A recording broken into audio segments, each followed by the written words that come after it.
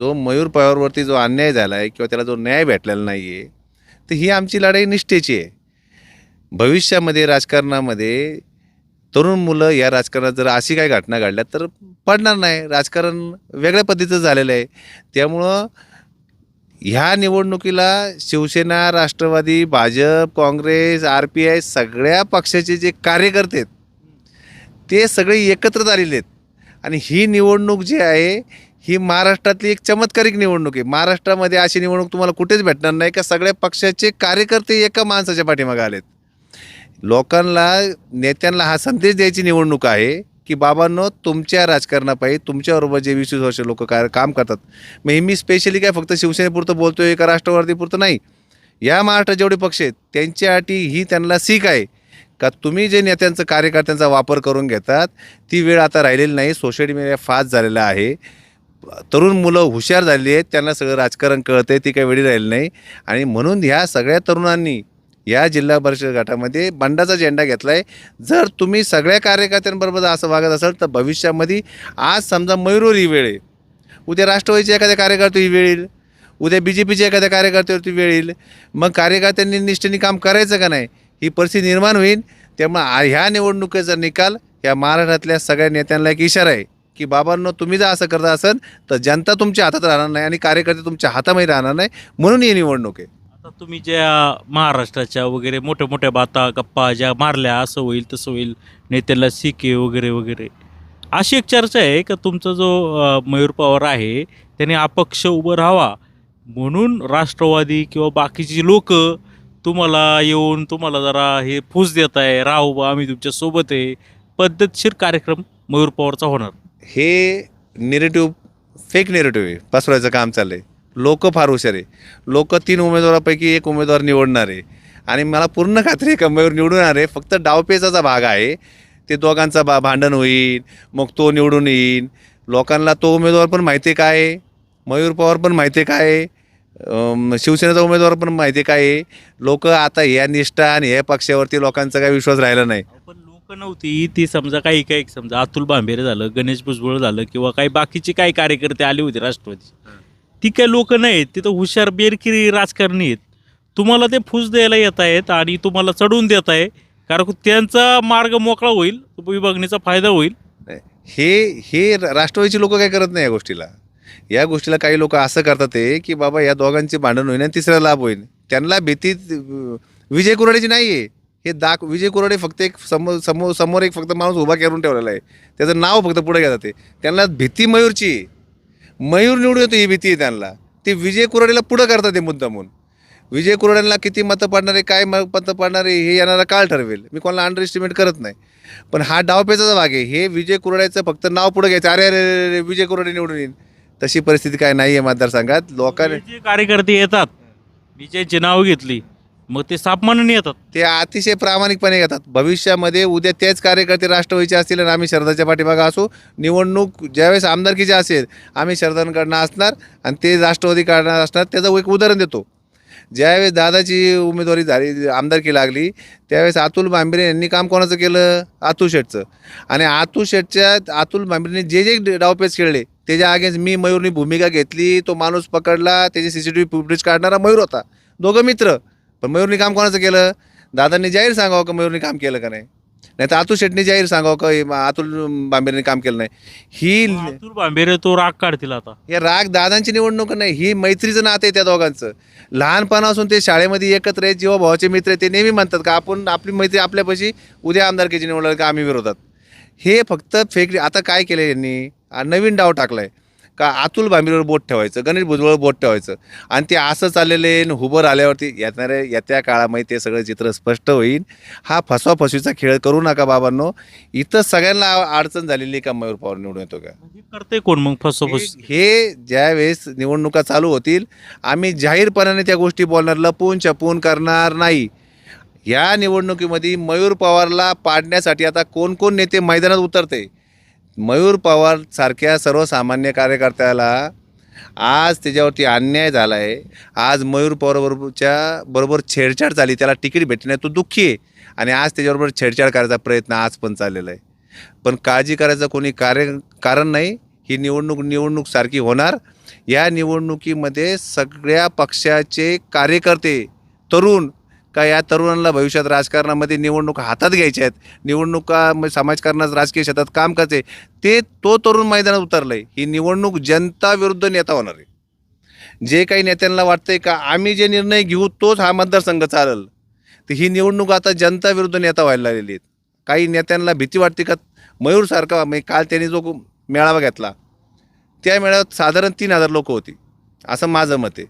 त्याच्यामध्ये 2,000 तरुण होते आणि त्याच्यात एकही माणूस आम्ही भाड्याने आणला नव्हता, एकही नाही. का आता पेड लोक आणतात, आता भविष्य मी पाहिलं सगळी लोक प्रामाणिकपणे आले. लोक 2.5 तास थांबून होती आणि लोकांचा उत्साह जल्लोष मयूरच्या पाठीमागे होता. त्याचं कारण एक होतं की लोकांना हे सांगायचं होतं की तुमचं हे जे राजकारण चाललंय हे घाणेरडं चाललेलं आहे आणि याला श देण्यासाठी आता आम्ही मयूरच्या पाठीमागे मैदानामध्ये उतरलेलो आहे. का मग शरद सोनवणे इतकं घाणेरडं राजकारण करतायत? नाही, आमचं म्हणणं असं आहे, मी ऐका, शरददादांनी त्यांना मयूरला शेवटच्या क्षणाला तिथं प्रयत्न केले, पण शरददादांकडनं एक चुकी झाली का त्यांनी सुरुवातीला मंगेश आकडेंचा प्रवेश करायला नव्हता पाहिजे. आता आम्हाला त्यांच्यावर काही कोणावर टीका करणं येणाऱ्या काळामध्ये त्या गोष्टीच्या सगळ्या गोष्टीचा टीका करायची नाही, घाणेरडं राजकारण करतंय कोण, नक्की काय मग तुमची दुटप्पी भूमिका नाही? मग आमची दुटप्पी भूमिका नाही. कालपर्यंत त्यांनी कोणी प्रयत्न केले नाही केले हे सगळं जनतेला कळलेलं आहे. कोणी पहिल्यांदा पॉझिटिव्ह होतं, मग निगेटिव्ह झालं, परत पॉझिटिव्ह झाले, परत पहिले म्हणले का मंगेशांनाच वातावरण ग्राउंड रिपोर्ट लय भारी आहे, नंतर म्हणले आता मयूरचं ग्राउंड रिपोर्ट लय भारी, आता मयूरला थांबवलं तर मयूरच निवडून येणं, आपल्या नेत्यांचं राजकारण संपलं.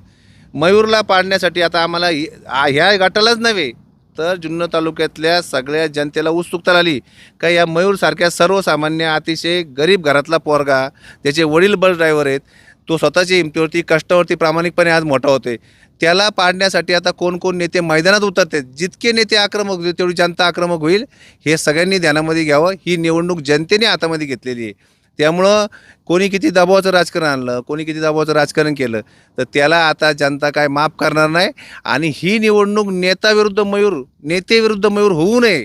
ही निवडणूक मंगेश काकडे विरुद्ध मयूर, ही निवडणूक विजय कुराडे विरुद्ध मयूर ही व्हावी आमची विनंती आहे. कारण की आम्ही सगळ्या नेत्यांचा आतमध्ये आदर केला आणि आम्ही त्यांची कामं केली, सगळ्यांचीच कामं केलेली आहे आम्ही, असं काही करायचं नाही. पण माझं असं म्हणणं आहे, एक मयूरसारखा पोर काय तुम्ही ठीक आहे, मुद्दा आपण क्लिअर करू, त्यांनी करू नये. जर केलं तर मग काय? कारण आता जनता निवडणुकीचं निकालात उत्तर देईन सगळ्या गोष्टीला, नेत्यांना हा बरोबर ना, त्यांना त्यांची जागा कळेल. जागा कळेल का नाही हे त्यांनी त्यांचं ठरवायचं. जनतेने ही निवडणूक हातामध्ये घेतलेली आहे आणि या निवडणुकीमध्ये जर काही चुकीच्या गोष्टी झाल्या तर जनता या निकालामध्ये संपूर्ण जुन्नर तालुक्याला, महाराष्ट्राला सांगेल का बाबांनो, पक्षाचा निष्ठावंत कार्यकर्ता जो तुमच्यासाठी रात्रंदिवस जीवाचं रान करत असतो त्याला जर तुम्ही डावललं, त्याचा जर तुम्ही घात केला तर बघा, नेता कट्टर तर कार्यकर्ता कट्टर, नेता फसवा तर कार्यकर्ता फसवा, हे लक्षात ठेवायचं कधी पण. आजपर्यंत आम्ही प्रामाणिकपणे काम केलं आहे आणि उद्या आमच्या निष्ठेवर कोण शंका घेत असेल तो वरती तो परमेश्वर बघणार आहे.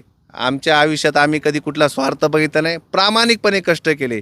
पण तुमच्या राजकारणापायी एखाद्या सर्वसामान्य पोराचं तर कधी बळी असेल तर त्याच्या पाठीमागे संतोष बळी काय, बळी नक्की काय म्हणताय? आता नवीन आहे ना तो, अजून त्याला काय आहे? तो नवीन आहे पण त्याला 3 महिने तो फिरायला नव्हता पाहिजे. मग त्याला इच्छा नव्हती, फिरायला लावलं यांनी. हा त्यांना आता इच्छा त्यांनी दाखवली, तू होशील, निवडून येशील, तू कर, काय राजकारण झालं, जर ते उद्या जर वेळ आली तर ते उत्तर देऊ आपण सगळ्या गोष्टीची. ते सगळ्या गोष्टी आहेत आपल्याकडं.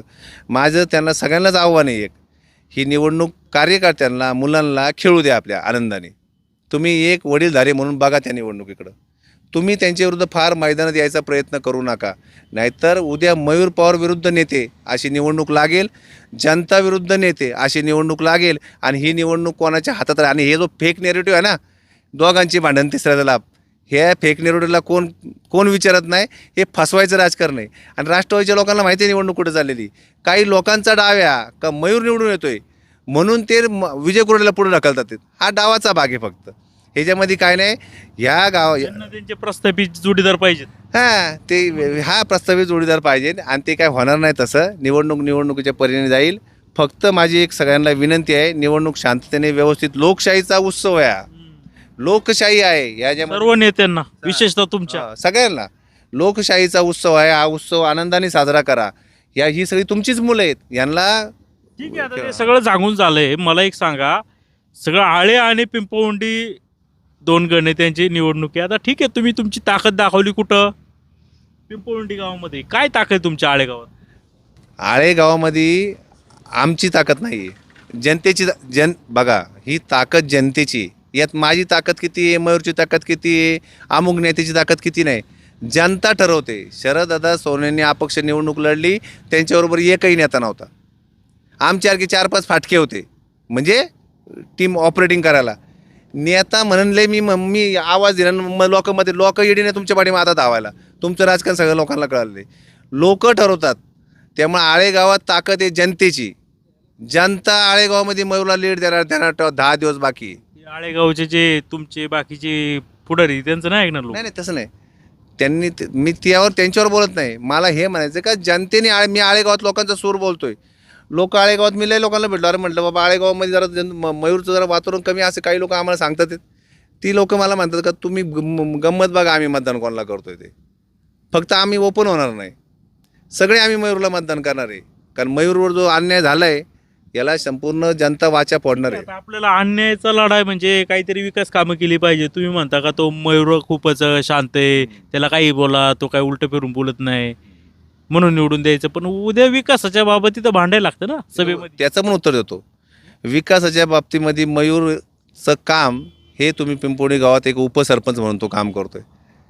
त्यांनी काय काम केलं आणि तो काय काम करू शकतो. लय बोललं, लय भाषणं केली, मी हे करीन, आणि लय टेक्निकल बोललो, आणि लय योजना सांगितल्या, आणि करायचं काय नाही. मी निवडून यायचं आणि ह्याला कसा त्रास देऊन त्याला कसा त्रास देऊ, तसा विषय नाही. मयूरनी हा आमच्या गावातला पहिला असा उपसरपंच, अनेक उपसरपंच खूप चांगलं काम केलं. पण गाव एक संघ ठेवण्याचं काम जे केलं असेल ते मयूरने केलं आहे. अतिशय गावात शांतता, कधी वाद नाही, कोणाचा काय नाही. तो गावातल्या सगळ्या लोकांचा लाडका मुलगा आहे. मग तो शरदाचा पण लाडका आहे, शरदराव लेंड्यांचा लाडका आहे, रघुनाथ शेट लेंड्यांचा लाडका आहे, महादेव शेट वाघांचा लाडका आहे, बाळासाहेब काकड्यांचा लाडका, सगळ्यांचा लाडका आहे तो. तो कधी कोणाला उघडं बोलत नाही. आणि त्याला काम सांगितलं ना, तो कमी बोलतो. पण एखादं काम हातात घेतल्यानंतर कामाची पद्धत बघायची तर मयूरची बघायची. शिवाय जास्त गाजावाजा नाही, फोटो काढायचे जास्त, स्वतःचं कौतुक करत बसायचं.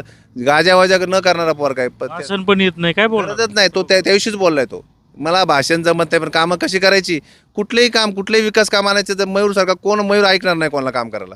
तो उद्या जिल्हा परिषदमध्ये जरी गेला ना, सगळ्यात जास्त कामं मयूरांनी बघा. फक्त तू काय झाले माहिती आहे का, तो प्रेझेंट करत नाही. तो तुम्हाला आवडत नाही प्रेझेंट करायला. काम करायचं ना, कुठला अधिकारी कसा पकडायचा, काय करायचं, पिंपोडी गावात त्यांनी काम आणतोय फटाफट. जास्त प्रेझेंटेशन नाही. आता शरद सोनवणेंचा पाठीमाग मयूर पवारचा फोटो दिसतोय. शरद सोनवणेंच्या हृदयात मयूर पवारचा फोटो आहे, तर पाठीमागं आहे. गैरवापर करता असं नाही वाटत? शरद सोनवणेंचा गैरवापर करायचा असेल तर 20 वर्ष शरद सोनवणे संघ राहिला नसतो. तुम्ही शरद सोनवणेचा गैरवापर करताय फोटो लावून. शरद सोनवणेंचा गैरवापर करायचा, त्यांच्या हृदयात मयूर येतं, गैरवापर करायचा कसा आहे. इलेक्शन पुरतं आता तुम्ही जे उमेदवार दिले शिवसेनेचे त्याची बंडखोरी करताय. बाळासाहेब ठाकरेंचा फोटो शरद दादांनी लावला ना, एकनाथ शिंदे साहेब लावतात ना, काय नाही. बाळासाहेब ठाकरेंचा फोटो कोण लावते? शिंदे साहेब लावतात ना. शरद सोनवणे एका पक्षाचे नाही, ते सगळ्या तालुक्याचे आमदार आहेत. ते म्हणले माझा फोटो काढा, त्यांनी जाहीर सांगावं. काढणार त्यांनी पहिले जाहीर सांगावं, मग त्याचं उत्तर भेटेल. सांगतील ते, सांगू द्या ना, भाषणात सांगावं. कार्यकर्त्यांना फोन करून बोलून घेतात ते. बोलून घेऊन द्या ना. कार्यकर्ते सगळे मयूर बरोबर आहेत. मत घाबरतात राजकारण त्यांना त्यांच्या पक्षाचा उमेदवार निवडून आणायचा आहे. कार्यकर्ते घाबरतात सोनवणे. कार्यकर्ते घाबरतात का नाही मतात कळेल. मतामध्ये कळेल ना कार्यकर्ते घाबरतात का नाही. तुमच्या नेत्याची चव जाईल महाराष्ट्रात ना, असं काय नाही. लोकशाहीचा उत्सव आहे. डॉक्टर बाबासाहेब आंबेडकरांनी घटना लिहिलेली आहे, आणि ह्या देशामध्ये लोकशाही चालेल. लोकशाही जनता ठरवते, नेता नाही ठरवत. जनता ठरवते कोणाला निवडून द्यायचं आहे. ते जनतेचा कौल नेत्यांनी सांगितले मान्य करायचा. शरद सोनवणेची हवा आहे. चाकण घेतलं, खेड घेतलं, मंचर घेतलं, जुन्नर घेतलं. शरद सोनवणेंचं अभिनंदनच. जुन्नरमध्ये आमचा सिंहाचा नाही वाटा दिसत मला, खारीचा वाटा आहे. ते चिकरण करायचं तरी पण जुन्नर घेतल्यामुळं कदाचित सगळे प्रवेश आज आलेत. त्या संतोष घोटणेचा काय ती खारीचा वाटा आहे. किंमत आहे त्यांना तुमची? नाही किंमत. आज तिथं तिकीट भेटलं असतं. का नाही किंमत? काय माहिती त्यांना, काय त्यांचं राजकारण त्यांना माहिती. आम्ही दादाचे, आमच्या हृदयात दादा आहे. आता वापर गैरवापर कोण वापर 20 वर्ष दादांबरोबर ना. एक वापर केला का गैरवापर केला त्यांनी तुमचा? तर ते जनता बघते, दादांना वाटण ते ठरवतील. माऊली खंडागळे झाले, प्रसन्न डोके होते, ते आग्रही होते, मंगेश काकडनंच द्या. नाही नाही, पहिले होते आग्रही, नंतर शरददादा, प्रसन्न अण्णा, भाऊ पाटे, नेतेदार डोके जीवाच्या पलीकडे मांडत होते मयूरला त्या. सत्य, मी खोटंच बोलत नाही. राजकारणात काय होतं, लय खोटं बोललं ना ते पकडलं जातं. जे आहे पहिल्यांदा ते 100% आग्रही होते मंगेश काकडेला. त्यांच्या लक्षात आलं निवडणूक कुठं चालली आहे ते म्हणते बघा प्रत्येक. नक्की मग शरद सोनवणेंचं राजकारण काय चाललंय? नाही, त्यांनी ते प्रवेश करून घेतला ना, त्यांची अडचण झाली ना. त्यांची प्रवेश करून घेतलं हीच त्यांची अडचण झाली. आणि ते त्यांच्या त्या दिवशीच लक्षात आलं. त्यांचं अंतर्मन त्यांना सांगत असेल काय ते. 20 वर्षे एखादे कार्यकर्ते आपल्या जीवाच्या पडी करतात ना, तुमच्या अस्तित्वाची लढाई म्हणतात ना, ते 20 वर्ष तुमच्या अस्तित्वाची लढाई लढलो. एक दिवस आमच्या अस्तित्वाची लढाई लढा ना, एक दिवस फक्त आमच्या अस्तित्वाची, त्या पोरासाठी. ते भावनिक आहे, साधं पोरग आहे ते. जातात नाही. एखादं असतं तर नाही त्याच्या जागी समजा भांडणारा असतं तर नाही, निष्ठावंत असं तुमच्या काय मयूरला आवाज द्यायचा. ते खरंच मयूर पवार लढतोय का तुम्ही हवा देताय? मयूर पवारला ओळखायला बरेच त्यांना टाईम लागेल. मयूर पवार काय ते त्या दिवशी त्यांनी दाखवून दिलेलं आहे. तो आहे मयूर पवार, 3000 लोक जमवणारा. तुमच्या काही गोष्टी शरद सोनवणे ऐकत नाही म्हणून तुम्ही मयूर पवारला हवा करून आव्हान देताय. माझी एक गोष्ट त्यांनी ऐकली नाही आतापर्यंत, असं कधीच झालं नाही. फक्त माझ्याशी भांडणं जर त्यांनी केली तर शेवटी संतोष म्हणून तेच करणार ते. यावेळेस त्यांची अडचण झाली, त्यांना कोंडीत पकडलं गेलं. त्यांना कोंडीत पकडलं, ट्रॅपमध्ये अडकले ते. शरद सोनवणे कोणतीच अडकले या निवडणुकीत. कोणाच्या? ते अडकले कोणाच्या ते आता प्रसन्न डोके म्हणतात मयूरला द्या, मान्यताजी म्हणतायत, नंतर म्हणले. बाबू पाटे म्हणतायत, ते नंतर माऊली म्हणतायत. नंतर म्हटले ते. नंतर म्हटले, माऊली नाही म्हटले. माऊलींनी तर भूमिकाच वेगळी घेतली. ती काय मला जाहीर करायची नाही, कारण त्यांना नाही तर उज मी भूमिका घेतली तर गडबड होईल सगळी. मला नाही जाहीर करायची त्यांची भूमिका. तुमच्या घरात काय सुख नाही? सुखासुखी सगळं नाही. सुखासुखी चाललं होतं, अतिशय आनंदाने चाललं होतं. मी नेहमी सांगतो का महेश दादा लांडगेंचं राजकारण मी पण जवळ तपासून पाहिले. तो माणूस आता ही नगरपालिका काढली तुम्हाला वाटतं नाही. महेश दादा लांडगेंनी ही नगरपालिका जी काढली ना, महानगरपालिका, ही कार्यकर्त्यांच्या जोरावर काढली. त्यांचं राजकारण तपासून घ्या. आपला कार्यकर्ता कमी ताकदीचा असू दे, याचं लढ बाकी बी तुझ्या पाठीमागे. ते हार विंजी तुम्ही नाही फिकर करत. शरद सोनवणे हवेत गेलेत, हवेत नाही जाणार ते. आता कुठे? आता मला नाही माहिती काय कुठे ते. पाहत राहा जुन्नर टाइम्स, आळेफाटा.